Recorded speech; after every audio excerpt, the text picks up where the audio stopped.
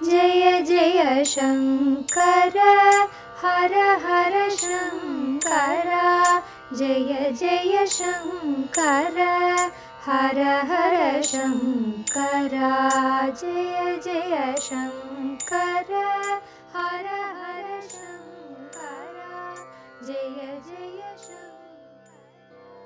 ஸ்ரீ சங்கர சரிதம் தெய்வத்தின் குரல் 5ஆம் பாகம். கலியுகம் தொடக்க காலத்திலும் பிற்காலத்திலும். கிருஷ்ணர் பரமபதாரோகணம் செய்வதற்கு கொஞ்சம் முந்தியே கலியுகம் பிறந்துவிட்டது.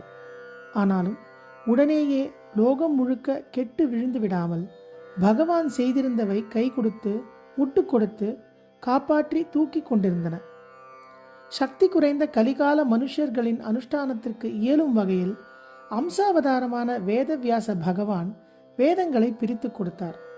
அதனாலேயே அதன் கர்மகாண்ட ஞானகாண்ட விதிகளாலேயே பிரவிற்த்தி நிவிற்த்தி மார்க்கங்கள் அடிபட்டு போகாமல் காப்பாற்றி கொடுத்தார்.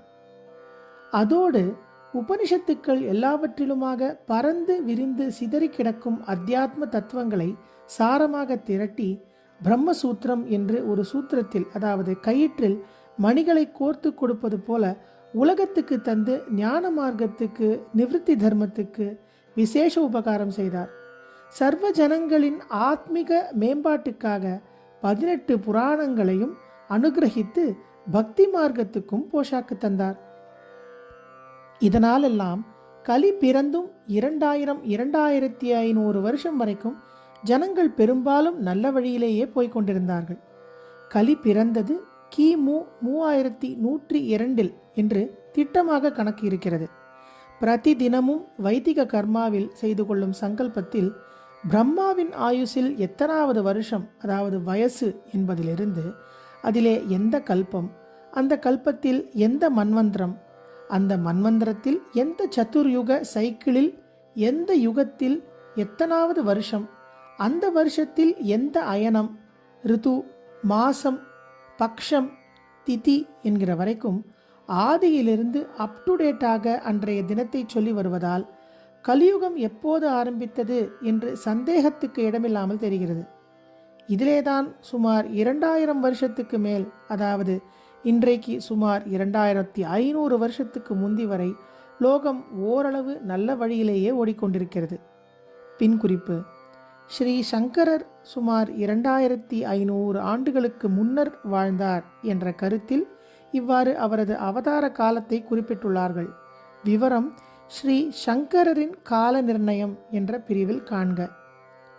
ஆனாலும் பகவான் விளையாட்டில் யுக தர்மம் கலிபுருஷனுக்கு அதிகாரம் கொடுப்பது என்று ஏற்பட்டிருந்ததால் அப்புறம் அவனுடைய சேஷ்டை ஜாஸ்தியாக தொடங்கியது. கலியின் பேரபாயம், மயக்கு வேஷம். இந்த யுகத்திலே முக்கியமாக என்ன பெரிய அபாயம் என்றால், அபாயமான வஸ்து அப்படி கண்ணுக்கு தெரியாமல் அதுவே ரொம்ப நல்லது மாதிரி வேஷம் போட்டுக்கொண்டு வந்து மயக்கி விடுவதுதான்.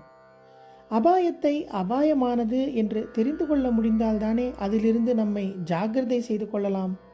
தீரர்களாக இருந்தால் அதோடு சண்டையும் போட்டு அதை அடக்கி வைக்கலாம். பூர்வ யுகங்களில் அபாய ஹேத்துவாக அசுரர்கள் தோன்றிய போது அவர்களுடைய குரூரமான ரூபம் வெளிப்படையாகவே அவர்கள் குரூரமாக செய்த காரியங்கள் எல்லாம் ஜனங்களுக்கு தெரிந்தபோது அவர்கள் ஒதுங்கி போக பார்த்தார்கள். அப்படியும் இவர்கள் மேலே வந்து விழுந்து பிடுங்கின போது நம்மால் இவர்களோடு சண்டை போட்டு முடியாது என்று பகவானிடம் பிரார்த்தித்து கொண்டார்கள். பகவானும் அவதாரங்கள் எடுத்து அவர்களை சம்ஹரித்தார். முள்ளு குத்தினால் அதை பிடுங்கி போட்டவுடன் எல்லாம் சரியாகிவிடுவது போல அப்புறம் ஜனசமூகம், அதாவது தேவ சமூகத்தையும் சேர்த்துத்தான் சொல்கிறேன், நல்லபடியாகி பழையபடி நல்ல வழியிலேயே போய்கொண்டிருந்தது. கிருஷ்ணாவதாரத்திலும் கம்சன், சிசுபாலன், ஜராசந்தன், துரியோதனன் முதலானவர்களை தர்மத்துக்கு அபாயம் உண்டாக்கும் துஷ்டர்கள் என்று இனம் பிரித்து கண்டுகொள்ள முடிந்தது. இப்படி பூர்வ யுகங்களில் ஒவ்வொரு துஷ்ட கூட்டம் ஹிம்சை செய்வது, அதை பகவான் அவதாரம் பண்ணி சம்ஹாரம் செய்தவுடன் லோகம் நன்றாக ஆகிவிடுவது என்று இருந்தது. நல்ல வழியை உபதேசிக்கும் மகான்கள் அப்போது நிறைய இருந்தார்கள். துஷ்டர்கள் அழிந்ததும் அவர்கள் நிர்பயமாக தங்கள் பணியை ஆரம்பித்து விடுவார்கள். நேராக பகவத் அவதாரமே ஜனங்களிடம் உபதேசம் பண்ணியோ வாழ்ந்து காட்டியோ பிரவிற்த்தி நிவிருத்தி மார்க்கங்களை நிலைநாட்ட வேண்டும் என்ற அவசியம் இருக்கவில்லை. ஆனாலும் அவதாரம் ஏற்பட்டு துஷ்ட நிகிரகம் செய்யாமல் இருந்தால் துஷ்டர்கள் 2 மார்க்கங்களையும் ஒழித்து கட்டித்தான் இருப்பார்கள். இந்த ரீதியில் அவதாரங்கள் வேத தர்மத்தை ரட்சித்து கொடுத்தன. அப்போதெல்லாம் கெட்டதே நல்லது மாதிரி வேஷம் போட்டு கொண்டு வந்து சர்வ ஜனங்களையும் மயக்கி தன்னுடைய ஆதிக்கத்தில் கொண்டு வரவில்லை. கெட்டதுகள் வசீகரணம் உள்ளதாகவும் பிரியமான மாதிரி நடிப்பதாகவும் இல்லாமல் கெட்டதாகவே ஸ்பஷ்டமாக தெரிந்து கொண்டு ஜனங்களை ஹிம்சித்தே தங்கள் ஆதிக்கத்தில் கொண்டு வர பார்த்தன. அதனால் இது கெட்டது என்று ஜனங்கள் நன்றாக தெரிந்து கொண்டு அதற்கு அடிபணியக்கூடாது என்று இருக்க முடிந்தது. கலியிலே தனியாக இப்படி அசுர கூட்டம் ராட்சச ஜாதி என்று இல்லை.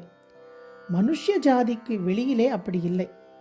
அப்படியென்றால் புரிகிறதோ இல்லையோ, மனுஷர்களின் மூளைக்குள்ளேயேதான் அசுரர்களும் ராட்சசர்களும் புகுந்து கொண்டு விட்டார்கள். இந்த யுகத்தில் அதர்ம சக்தி வெளியிலே பௌதிகமாக இருந்து கொண்டு ஜனங்களை தாக்காமல் ஜனங்களுக்குள்ளேயே அவர்களுடைய புத்திக்குள்ளேயே கெட்ட சித்த விருத்திகளாக புகுந்து கொண்டு விட்டது. ஜெய ஜெய சங்கர, ஹரஹர சங்கர, மகாபெரிவாச்சரணம். ஜெய ஜெய சங்கர, ஹர ஹர சங்கர, ஜெய ஜெய சங்கர, ஹர ஹர சங்கர, ஜெய ஜெய சங்கர, ஹர ஹர சங்கர.